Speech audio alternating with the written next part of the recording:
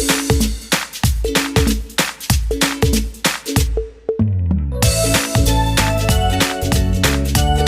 morning everyone. Welcome back to the online study of Max Divine. I hope you all are completely fine. आज मैं आपको कविता पढ़ाऊंगी जो बीत गई सो बात गई। इस कविता के कवि हैं हरिवंश राय बच्चन जी। इनका जन्म 27 नवंबर 1907 ईस्वी में इलाहाबाद में हुआ था। बच्चन जी ने प्रयाग विश्वविद्यालय से अंग्रेज़ी भाषा में स्नातकोत्तर मीन्स ग्रेजुएशन की उपाधि प्राप्त की और बाद में PhD की डिग्री भी प्राप्त की।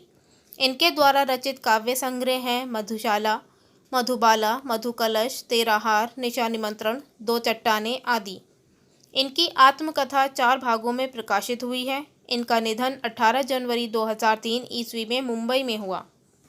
अब कविता स्टार्ट करने से पहले हम कविता का मूल भाव समझते हैं कि कविता में कवि ने क्या कहा है।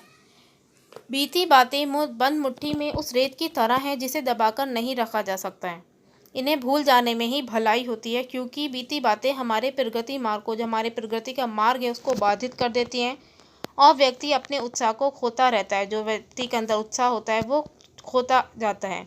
इसलिए बेहतर यही होता है कि पिछली बातों को भुला देना चाहिए और जीवन में आगे बढ़ जाना चाहिए। जो बीत चुका है वह तो वापस लौटकर आएगा नहीं, पर उसके पछतावे में हम अपने आने वाले कल को भी खराब कर देंगे। तो हमें जो बीता हुआ कल होता है उसमें नहीं जीना चाहिए। जो हमारे दुख की घड़ियां हैं उन्हें भूल जाना चाहिए और हमें अपने आने वाले कल के बारे में सोचना चाहिए। अगर हम पछतावे करते रहेंगे, बीती बातों को ही सोचते रहेंगे, तो हम अपना आने वाला कल भी और अपना प्रेजेंट भी खराब कर देंगे।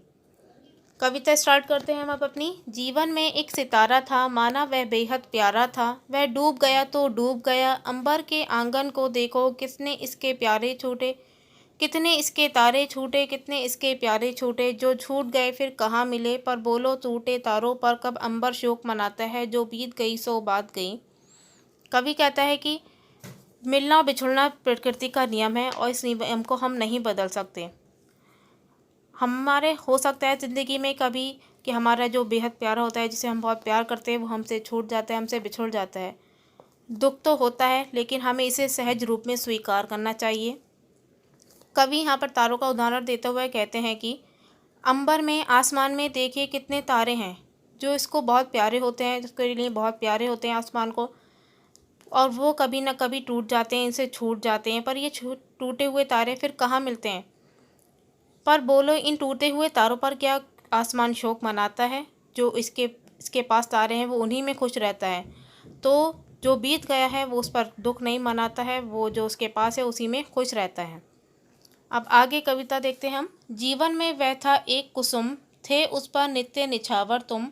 वह सूख गया तो सूख गया, मधुबन की छाती को देखो, सूखी कितनी इसकी कलियां, मुरझाई कितनी वल्लरियां। जो मुरझाई फिर कहाँ मिली, पर बोलो सूखे फूलों पर कब मधुबन शोर मचाता है। जो बीत गई सो बात गई। अब यहाँ कवि ने कुसुम का, फूलों का, उपवन का उदाहरण देते हुए जीवन मृत्यु के रहस्य को समझाया है। मानिए कि हमारे जीवन में एक हमें कोई प्रिय था और वह हमसे बिछुड़ जाता है, वो हमसे अलग हो जाता है, तो हमें इस पर इतना दुख नहीं करना चाहिए। दुख होता है लेकिन हमें इसे सहज रूप में स्वीकार करना चाहिए। हमें ये मान लेना चाहिए कि जीवन मृत्यु प्रकृति का नियम है, जिसने जीवन लिया है उसकी मृत्यु भी होनी है। तो हमें इसे इतना दुख नहीं करना चाहिए। हमें जो दुख की घड़ियां हैं उसको भुला देना चाहिए और आगे बढ़ना चाहिए। तो कवि कहता है कि मधुबन को, उपवन को देखिए, उसमें कितनी कलियां रोज़ मुरझाती हैं, इसकी बेलें कितनी रोज़ मुरझाती हैं, और जो मुरझाई हुई बेलें होती हैं वो फिर दोबारा नहीं खिलती हैं। और ये क्या फूल इन सूखे हुए फूलों पर, इन कलियों पर क्या शोर मचाते हैं, शोक करते हैं इतना। जो उनके पास जो कलियां हैं उन्हीं पर खुश रहते हैं, तो वो अपनी खोई हुई कलियों पर दुख नहीं करते हैं, जो उसके पास कलियां हैं उसी पर खुश रहते हैं। तो इसी तरीके से हमें भी इन चीज़ों से प्रेरणा लेनी चाहिए कि जो हमारे साथ खो गया है उस पर इतना शोक नहीं मनाना चाहिए। हमें ये स्वीकार कर लेना चाहिए और जो दुख की घड़ियां हैं उनको भूल जाना चाहिए और आगे बढ़ना चाहिए, वरना हम अपने जीवन में प्रगति नहीं कर पाएंगे, आगे नहीं बढ़ पाएंगे। यहाँ आपकी कविता ख़त्म हुई। आई होप आप लोगों ने समझी होगी। आप इससे प्रेरणा लेंगे कि अपनी जो दुख की घड़ियां हैं उसे भूल जाएं और आगे बढ़ें, अपने जीवन का जो आगे होने वाला है उस पर ध्यान दें। Okay, now homework time. Homework में आपको इस कविता की 8 लाइन लिखनी है अपनी फेयर कॉपी पर नीट एंड क्लीन राइटिंग में। और कविता लिखने के बाद उसके नीचे आप उस कवि का नेम भी लिखेंगे, जो आपके कवि हैं इस कविता के, हरिवंश राय बच्चन जी का नेम भी लिखेंगे। और कल सुबह 8 बजे से पहले आप ये मुझे सेंड कर देंगे। Okay, thank you and have a nice day.